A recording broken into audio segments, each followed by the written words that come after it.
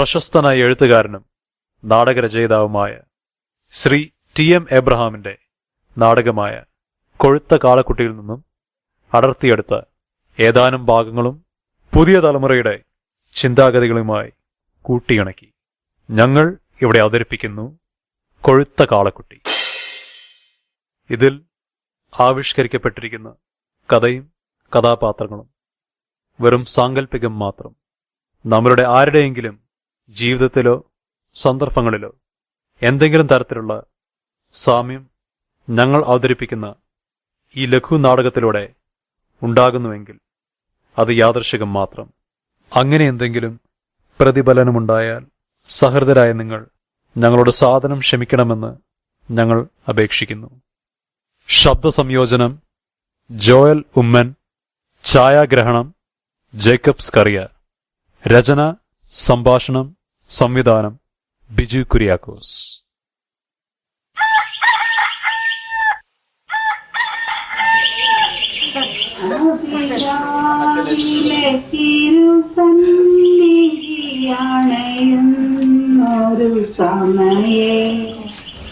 ആദിയായി നിന്നെ തുടിപ്പാൻ കൃപ അരുൾകായ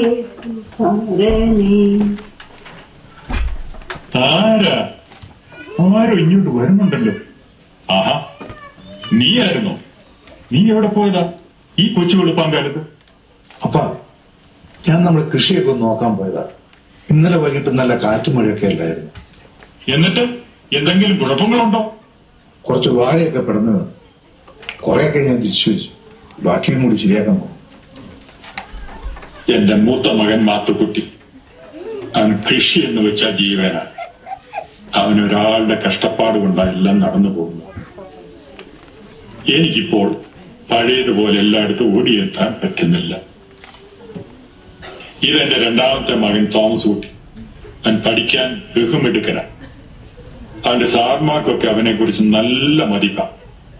ബാംഗ്ലൂരിൽ MBBS പഠിക്കാൻ അഡ്മിഷനൊക്കെ കിട്ടിയിരിക്കുകയാണ്. എടാ തോമസ് കുട്ടിയെ, നിനക്ക് എന്നാടാ ബാംഗ്ലൂർക്ക് പോകേണ്ടത്? അപ്പച്ച, അടുത്ത ആഴ്ച പോകണം. നീ അതിനൊക്കെയുള്ള ഒരുക്കങ്ങൾ നടത്തിയോ? എല്ലാം ഏകദേശം ശരിയായിട്ടുണ്ട്. ഇടിയേ, നീ നമ്മുടെ തോമസ് കുട്ടിക്ക് കൊണ്ടുപോകാനുള്ളതൊക്കെ തയ്യാറാക്കിയിട്ടുണ്ടാവുമല്ലോ അല്ലേ? ഞാൻ കുറച്ച് അച്ചാറൊക്കെ ഇട്ട് വെച്ചിട്ടുണ്ട്. നാരങ്ങായും മാങ്ങായും പാവയ്ക്കായും ഇതല്ലാതെ എന്താ? ഇടിയേ, ആരും ഇങ്ങോട്ട് വരുന്നുണ്ടല്ലോ. ഓ, അത് നമ്മുടെ ഔദയാ. അവന്റെ നടി ഇത്ര കാലത്ത് ഇങ്ങോട്ട് വരുന്നത്?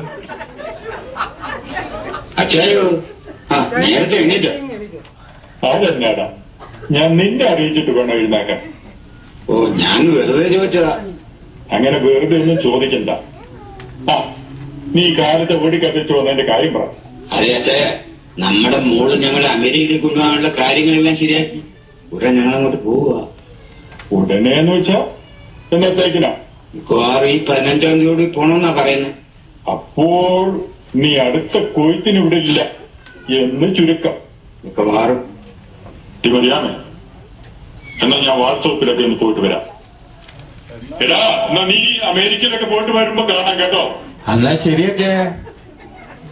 എടാ, നീ അമേരിക്കയിൽ എവിടെയാ പോകുന്നത്?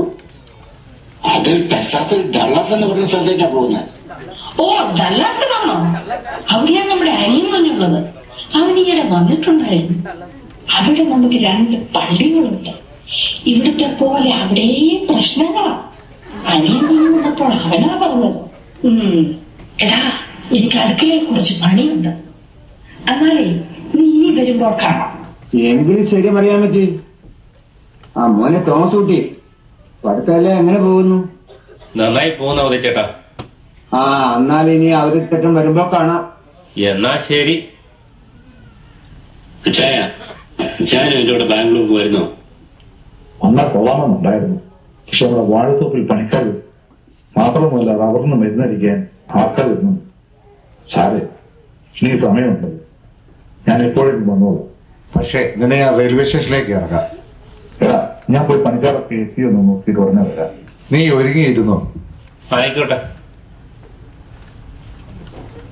എടാ നീ പോകാനുള്ള ഒരുക്കങ്ങളൊക്കെ നടത്തിയോ? ആ അപ്പച്ച എല്ലാം എടുത്തു വെച്ചു. എടാ അവിടെ ഇപ്പോ നല്ല തണുപ്പായിരിക്കും. നീ ഒരു കമ്പിളി ഒന്ന് കൂടി കരുതിക്കും. അത് ഞാൻ എടുത്തിട്ടുണ്ട്. എടാ മോനെ, ഇതിൽ 25,000 രൂപയുണ്ട്. നിന്റെ വഴിച്ചെലവിന് പിന്നെ അവിടെ ചെന്ന് എല്ലാം ശരിയാകുന്ന വരെ ഉപയോഗിക്കും. പിന്നീട് ആവശ്യം വരുമ്പോൾ നീ അവിടെ ഒരു ബാങ്ക് അക്കൗണ്ട് അതിലേക്ക് അയച്ചു തരാം. സൂക്ഷിച്ചോണം, ട്രെയിനിലൊക്കെ പോക്കറ്റിരിക്കാറുള്ളതാ. സൂക്ഷിച്ചോളാം അപ്പച്ച. എടാ തോമസ് കുട്ടിയെ, നീ പോകാനെല്ലാം തയ്യാറായോ? ആ തയ്യാറായി. എന്നാ നമ്മൾക്കൊന്ന് പ്രാർത്ഥിക്കാം. എന്നോടുള്ള നിൻ സർവ്വനന്മകൾക്കായി ഞാനെന്തും ചെയ്യേണ്ടു നിനക്കേശുപരാ, ഇപ്പോൾ എന്തും ചെയ്യേണ്ടു നിനക്കേശുപരാ.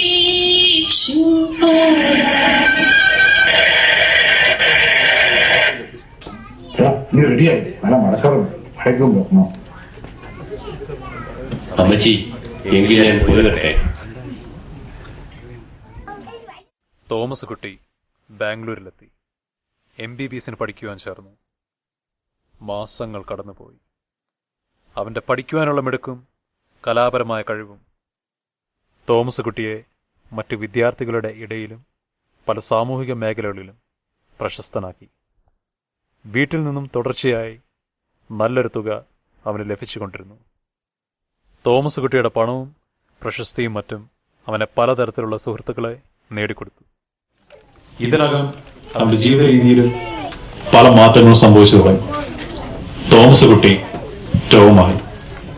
മദ്യത്തിനും മയക്കുമരുന്നിനും അവൻ അടിമപ്പെട്ടു. പല ഗുണ്ടാ സംഘങ്ങളുമായി നല്ല അടുപ്പത്തിലുമായി. തോമസ് കുട്ടിയുടെ തിരുനടപ്പ് വാർത്തകൾ ഇതിനകം വീട്ടിലും എത്തിയിരിക്കുന്നു. എന്റെ ദൈവമേ, എന്റെ കുഞ്ഞിനെ എന്ത് പറ്റി? ഞാൻ അവനെ ഒരു ഡോക്ടറാക്കാനാണല്ലോ ആഗ്രഹിച്ചത്. അവൻ എങ്ങനെ ഈ ചതിയന്മാരുടെ കൈ കിട്ടും? അവൻ ചെറുപ്പത്തിൽ പഠിക്കാൻ ബഹുമെടുക്കാനായിരുന്നു. എന്നാൽ മാത്തുക്കുട്ടി കൃഷിയിൽ തൽപരനായിരുന്നുകൊണ്ട് ഞാൻ അവനെ ആ വഴിക്ക് നയിച്ചു. മറിയ, അവൾ ഇതൊന്നും അറിയണ്ട. അവൾക്കിത് സഹിക്കാൻ കഴിയില്ല. നിങ്ങൾ അറിഞ്ഞോ, നമ്മുടെ ഔദ അമേരിക്കയിൽ നിന്ന് വന്നിട്ടുണ്ട്. ഓഹോ, അവൻ എപ്പോഴെത്തി? ഇന്നലെ വന്നെന്ന് പണിക്ക് വരുന്ന മത്തായിയാ പറഞ്ഞത്. അവൻ വീടും സ്ഥലവും ഒക്കെ നോക്കുന്നുണ്ടെന്നാ കേട്ടത്.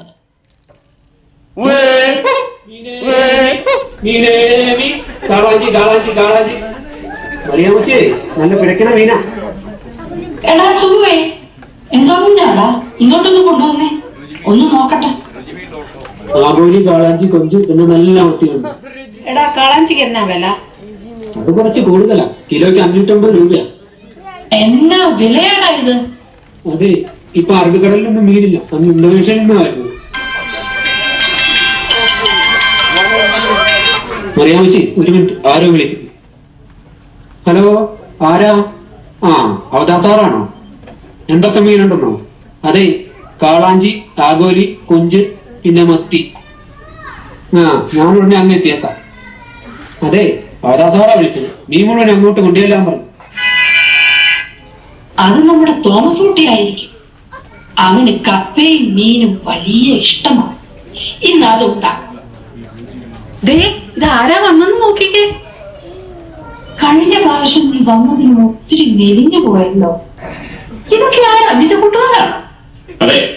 എങ്കിൽ ഞാൻ അകത്തോട്ട് ചെല്ലട്ടെ, വല്ലതും കുടിക്കാനെടുക്കാം. ചായയോ കാപ്പിയോ എന്താ വേണ്ടത്? ഞങ്ങൾക്കൊന്നും വേണ്ട, ഇവർക്ക് മറ്റൊരു സ്ഥലം വരെ പോകണം. എന്തായാലും കാപ്പി എടുക്കാം. അതെ, ഞാൻ കഴിഞ്ഞ പ്രാവശ്യം വിളിച്ചപ്പോ ഒരു 5 ലക്ഷം രൂപ വേണമെന്ന് പറഞ്ഞിരുന്നല്ലോ. അതിന് കാര്യം എന്തോ? എടാ, ഞാൻ അതിന് മറുപടി അപ്പോൾ തന്നെ പറഞ്ഞല്ലോ. അത് പറഞ്ഞാൽ പറ്റില്ല, എനിക്കത് കിട്ടിയേ പറ്റൂ. നിനക്ക് ഈ അടുത്തിടെ ആവശ്യത്തിലധികം പണം അയച്ചോ? അതൊക്കെ എന്തിനു വേണ്ടി ചിലവാക്കിയെന്നുള്ളതിന്റെ വ്യക്തമായ കണക്കെനിക്ക് കിട്ടും. ആ, കണക്കൊന്നും ഞാൻ എഴുതി വെച്ചിട്ടില്ല. എങ്കിൽ ഇനി നിനക്ക് എന്റെ കയ്യിൽ നിന്ന് ഒറ്റ പൈസ കിട്ടില്ല. അങ്ങനെ പറഞ്ഞാൽ എങ്ങനെയാ? ഇവിടുത്തെ സ്വത്തുക്കളൊക്കെ അവനും കൂടെ ആവശ്യപ്പെട്ടതല്ലേ? അതെ, എനിക്ക് എന്റെ വീതമാണ്. സ്വത്തുക്കൾ ഭാഗിച്ച് എന്റെ വീതം എനിക്ക് കിട്ടണം. തോംസുട്ടി, നീ എന്താ ആരോടാ പറഞ്ഞതെന്ന് അറിയാമടാ? അത് നന്നായി അറിയാം. നിങ്ങൾ ഇതിൽ ഇടപെടണ്ട. മാത്തുക്കുട്ടി, നീ ആർക്ക് പോ? അല്ല പറ്റ അവൻ ഇതും ചോദിക്കാൻ വന്ന് അവനെ പഠിപ്പിക്കാൻ പഠിച്ചാൽ ഇന്ന് മാത്രം അവനറിയാമോ? മോനെ തോമസ് കുട്ടി, നിനക്കിത് എന്തു പറ്റി? നീ ഇങ്ങനെയൊക്കെ ആയിത്തീരാൻ എന്താ കാരണം? നാളെ വേണ്ടി ഞാൻ നിങ്ങളുടെ ആരുടെയും ആഗ്രഹത്തിൽ ഒരു തടസ്സവും നിന്നിട്ടില്ല. നീ പഠിച്ച് ഒരു വലിയ ആളായി കാണാൻ ഞാൻ ഒരുപാട് ആഗ്രഹിച്ചു. മാത്തുകൂടി അവന് കൃഷിയിലായിരുന്നു താല്പര്യം. നീ പഠിക്കുമെന്ന് എനിക്ക് വലിയ വിശ്വാസമായി. എനിക്ക് പോണം, എനിക്ക് ഇവിടെ വിട്ട് പോകണം. മോനെ, നിനക്കിവിടെ വിട്ടു പോകണമെന്നോ? ഈ അരുവികളും വയലേലകളും നിറഞ്ഞ മനോഹരമായ ഈ നാട് വിട്ട് പോകണമെന്നോ? അരുവികളും വയലേലുകളും അതും കെട്ടിപ്പിടിച്ചോണ്ടിരുന്നോ? പട്ടണത്തിലെ ജീവിതം നിന്നെ മത്തു പിടിപ്പിക്കുന്നല്ലേ? നിന്റെ മാതാവിനെ, പിതാവിനെ, നിന്റെ സഹോദരനെ വിട്ടു പോകണമെന്നോ? മാതാവും പിതാവും സഹോദരനും ഇവരാണ് എന്റെ സഹോദരങ്ങൾ. അവർ എനിക്ക് വേണ്ടി അവരുടെ ജീവൻ കരവടിയാൻ തയ്യാറാണ്. ഞാൻ അവരോടൊപ്പം അലിഞ്ഞിറങ്ങി. ദൈവമേ, ഇവൻ ഒരുപാട് മാറിപ്പോയിരിക്കുന്നു. അവർ ഈ പോഷകന്മാരുടെ കൂടെ ചേർന്ന് വീട്ടുകാരെ, നാട്ടുകാരെ എല്ലാം മറന്നിരിക്കുന്നു. എല്ലാം നല്ലതുപോലെ ആലോചിച്ചിട്ടാണോ അവന്റെ തീരുമാനം? എല്ലാം നല്ലതുപോലെ ആലോചിച്ചു. ഈ കുഗ്രാമത്തിൽ ഞാൻ തിരികെ വന്ന് ജീവിക്കുന്നില്ല. ആയതിനാൽ എന്റെ സ്വത്തുക്കൾ മറ്റുള്ളവർ അനുഭവിച്ച് സൂഹിക്കേണ്ട. എന്റെ വീട് കിട്ടിയിട്ട് ഞാൻ ബാംഗ്ലൂരിൽ ബിസിനസ് തുടങ്ങാൻ പോവുകയാണ്. അടിച്ച വഴിയെ പോയില്ലെങ്കിൽ പോകുന്ന വഴി അടിക്കും. ഞാനൊരു വക്കീലിനെ കണ്ടിട്ട് സ്വത്ത് ഭാഗം വെക്കുന്നതിനെ കുറിച്ച് സംസാരിക്കട്ടെ. എത്രയും പെട്ടെന്ന് എല്ലാം വേണം. എനിക്ക് തിരികെ പോയിട്ട് വളരെ അത്യാവശ്യം. Hey guys, look at this. It's so funny. Come on guys, let's go. Bye, Uncle.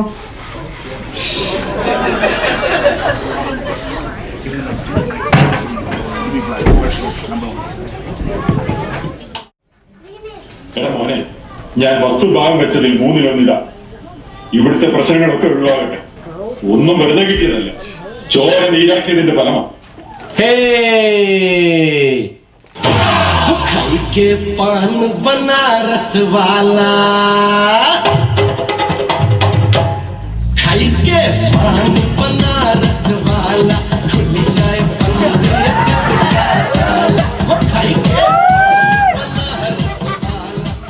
അങ്ങനെ തോമസ് കുട്ടി കുഞ്ഞപ്പോ എത്തി. അവരുടെ ചേട്ടനെ അറിയോ? കൊള്ളാം, അറിയാവുന്നു. നമ്മുടെ അമേരിക്കൻ അച്ചായൻ. ഇതൊക്കെ കുഞ്ഞിന്റെ കൂട്ടുകാരായിരിക്കും ഇല്ലേ? ഇത് പിന്നെ ഞാൻ കുറച്ച് സ്ഥലം നോക്കുന്നുണ്ട്. ഇവിടെ കുഞ്ഞിന് ബീതി മേഖലയൊക്കെ നടക്കുന്നെന്ന് കേട്ടു. എടുക്കുന്നെങ്കിൽ അത് ചേട്ടൻ എടുത്തോ. എന്റെ മകൾ മോളിക്കാണേ.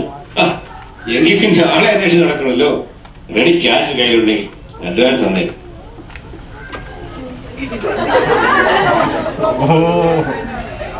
പിടിച്ചോ, 10 ലക്ഷം ഉണ്ട്. ബാക്കി നാളെ ആധാരം എഴുതുമ്പോ.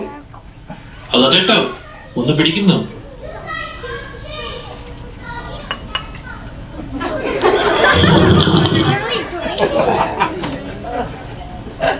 എങ്കിൽ നാളെ ഒരു ഡബിൾ ലാർജ് ഒഴിച്ച് കൊടുക്കണേ.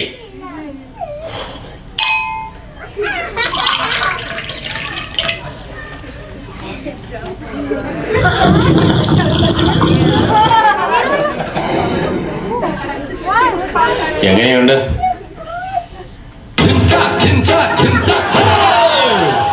Kanyakumari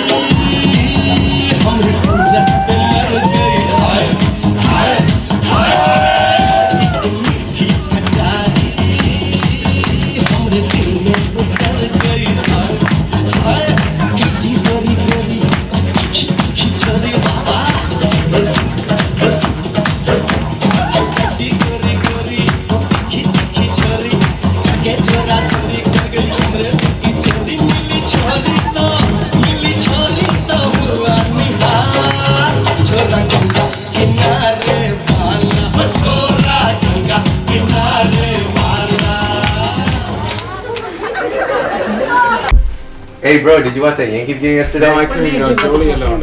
Oh dude, the Yankees kicked the Rangers out of the World Series. But hey, where's Tom? Hey, how you doing guys? Hey! What's up? How are you? Good. What plan tonight? Hey. Nimi's birthday. Yeah. Oh wow, Nimi's birthday. Yeah, party time. Party time today. I throw up my hands Hands up in the air, sing it, hey. Gotta let go. Happy birthday, Nimi. Party. For your birthday party. I'm full. You don't know it? Full. Let's go to the discotheque in MG Road. How about that? All right, come on. Let's have fun here, man. Hey, come on, guys, man. Dude, I know. Yeah. So what are you gonna do? Hey, come on. Is that what you're gonna wear? Hey, let me. Hey, no, don't worry, man. Don't worry, man. I got it, man. Don't worry about it. Hey. Yeah, how is it going, man? Whoa. Very good. Take care. Thank you. All right, good.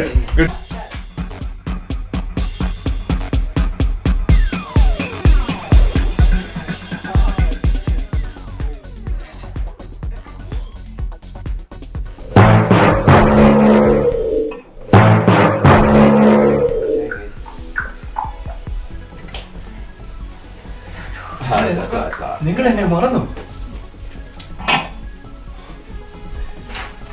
എന്നെ മറന്നു.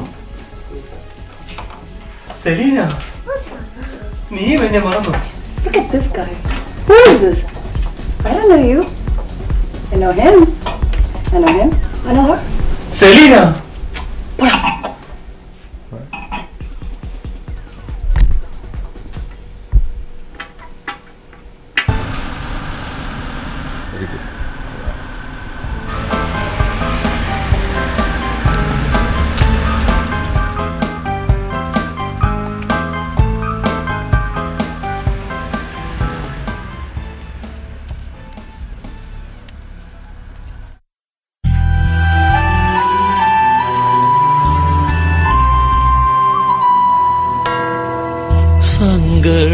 സങ്കടകാലത്തു പാലിച്ച ദൈവത്തെ സോദരാ നീ മറന്നോ?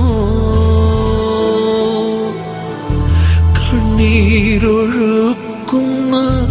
മർത്യനെ കണ്ടപ്പോൾ നീന്നു കണ്ണടച്ചോ? സമ്പത്തു നൽകി നിൻ ക്ഷേമമുറപ്പിച്ച ദൈവത്തെ നീ മറന്നോ? ആഹാരം യാചിച്ച് നീട്ടിയ കൈകളിൽ നിന്ദനം നീ പകർന്നോ? ആരാ അത്? വല്ലതും ഭക്ഷിപ്പാൻ തരണം. എനിക്ക് വിശക്കുന്നു. ഭക്ഷണം കഴിച്ച് കുറച്ച് ദിവസങ്ങളായി. വല്ലതും തരണം. ഇവിടെ ഭക്ഷണത്തിന്റെ സമയം കഴിഞ്ഞു. ഇവിടെ ഒന്നുമില്ല. നിങ്ങൾ പോകൂ. അങ്ങനെ പറയരുത്. എന്തെങ്കിലും കഴിച്ചില്ല. എനിക്ക് പിടിച്ചു നിൽക്കുവാൻ കഴിയില്ല. എന്താ? ആരാണ്? ഏതോ വിഷക്കാരനാ. വല്ലാതെ വിശക്കുന്നു എന്ന് പറയുന്നു. നീ ചെന്ന് അവനോട് ഇങ്ങോട്ട് വരാൻ പറ. ദേ മുതലാളി വിളിക്കുന്നു. അങ്ങോട്ട് ചെല്ലാൻ പറഞ്ഞു. എന്താ? നിനക്കെന്താ വേണ്ടിയത്? എനിക്ക് വിശക്കുന്നു. എന്റെ തോമസ് കുട്ടിയുടെ ശബ്ദമല്ലേ ഞാൻ കേട്ടത്? നീ ആരാ? അപ്പച്ചൻ എന്നോട് പൊറുക്കണം. ഞാൻ അപ്പച്ചനോടും സ്വർഗത്തോടും പാപം ചെയ്തു. അപ്പച്ചന്റെ ജോലിക്കാരൻ ഒരുവനാകുവാൻ പോലും യോഗ്യതയില്ലാത്തവനായി. എന്നോട് പൊറുക്കണമേ. മോനെ തോമസ് കുട്ടി, എനിക്ക് ജരാനരകൾ ബാധിച്ച് എന്റെ കണ്ണിന്റെ കാഴ്ച നശിക്കുന്നതിന് മുമ്പ്, എന്റെ കാതുകൾക്ക് കേൾവി നഷ്ടപ്പെടുന്നതിനു മുമ്പ് എന്റെ മകനെ കാണിച്ചു തരണമേ എന്ന് ഞാൻ എന്റെ ദൈവത്തോട് പ്രാർത്ഥിച്ചിരുന്നു. ഇന്ന് ഇതാ എന്റെ ദൈവം എന്റെ കുഞ്ഞിനെ എന്റെ മുമ്പിൽ എത്തിച്ചിരിക്കുന്നു. ആരാ വിജയിപ്പിച്ചേക്കാരൻ? ഇതിന് ഇവിടെ കാര്യം. എടാ ഇത് നമ്മുടെ തോമസ് കുട്ടി. ആരാ മോനെ തോമസ് കുട്ടി? എടാ മാത്തുക്കുട്ടി, തോമസ് കുട്ടിയുടെ തിരിച്ചുവരവ് ആഘോഷിക്കാനായി ഒരു കൊഴുത്ത കാളക്കുട്ടിയെ ഇറക്കുവിൻ. അവന്റെ കയ്യിൽ മോതിരവും കാലിൽ ചെരുപ്പും അണിയിക്കുവിൻ. എവിടെയാ നമ്മുടെ അമ്മച്ചി? നമ്മുടെ അമ്മച്ചി നീ പോയത് മുതൽ മാനസികമായി തകർന്നു പോയി. കുറച്ചു നാൾ നീ വരുമെന്ന് പ്രതീക്ഷിച്ചിരുന്നു. അമ്മച്ചി നമ്മെ വിട്ടു പോയടാ. എനിക്ക് കരയുവാൻ അവകാശമില്ല. ഞാനാണ് ഇതിനെല്ലാം കാരണം.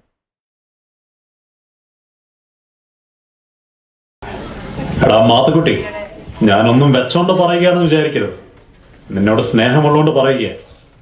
ഈ തിരികെ വന്നൊരു സഹോദരൻ നേരെയായെന്നുള്ളതിന് എന്താ തെളിവ്? ഒരു പക്ഷേ എല്ലാം നഷ്ടപ്പെട്ടപ്പോൾ അവന്റെ അഭിനയമായിരിക്കില്ലെന്ന് ആര് കണ്ടു? ഇതുവരെയും നിന്റെ സ്വത്തിന്റെ ആധാരം നിനക്ക് കിട്ടിയിട്ടുണ്ടോ? ഇല്ലല്ലോ. നീ നോക്കിക്കോ, നിനക്ക് കിട്ടേണ്ടതിന്റെ പകുതി കൂടി നഷ്ടപ്പെടും. ഇവൻ ബാംഗ്ലൂരിൽ ദൂരത്തടിച്ച സമയത്ത് നീ ഇവിടെ കിടന്ന് കഷ്ടപ്പെടുകയല്ലായിരുന്നോ? ഞങ്ങൾ പറയാനുള്ളത് പറഞ്ഞു. ഇനി നിന്റെ ഇഷ്ടം. നിങ്ങളെല്ലാവരും നിർത്തിക്കേ. ഞാൻ വേണ്ട ആലോചിച്ച് ചെയ്തോളാം. നീ നോക്കിക്കോ, കിട്ടേണ്ടതിന്റെ പകുതി കൂടി നഷ്ടപ്പെടും. ഇതുവരെയും നിന്റെ സ്വത്തിന്റെ ആധാരം ഇല്ലല്ലോ. പകുതി കൂടി നഷ്ടപ്പെടും. അച്ചായൻ എന്താ ആലോചിക്കുന്നത്? ഞാൻ ആ കാളക്കുട്ടി വാങ്ങുന്നവരെ ആലോചിക്കുക. അതെ, ഒരു സ്ഥലത്തുണ്ട്. ഞാൻ അങ്ങോട്ട് പോവുകയാണ്. നീയും കൂടെ പോരെ. എങ്കിൽ ഞാൻ ഇപ്പൊ റെഡിയാകാം അച്ചായ.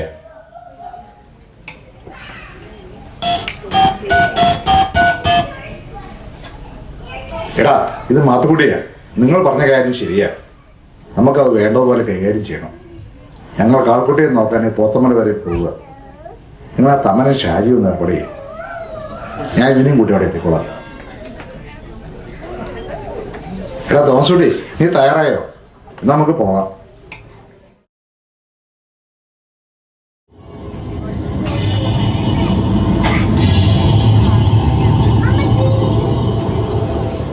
ഇവിടെ എവിടെയാ കാളക്കുട്ടിയെ കിട്ടുമെന്ന് പറഞ്ഞത്? അതിവിടെ കൊണ്ടുവരാമെന്നാ പറഞ്ഞത്. നമുക്ക് കുറച്ച് സമയം കൂടി നോക്കാം. എന്താ നിങ്ങളാരാ? നിങ്ങളെന്തേ കാണിക്കുന്നു?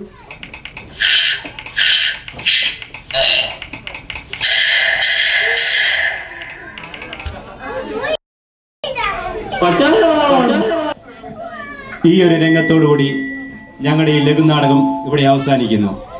ഇത്രയും നേരം ഞങ്ങളെ കണ്ടുകൊണ്ടിരുന്ന എല്ലാവർക്കും ഞങ്ങളുടെ നന്ദി, നമസ്കാരം.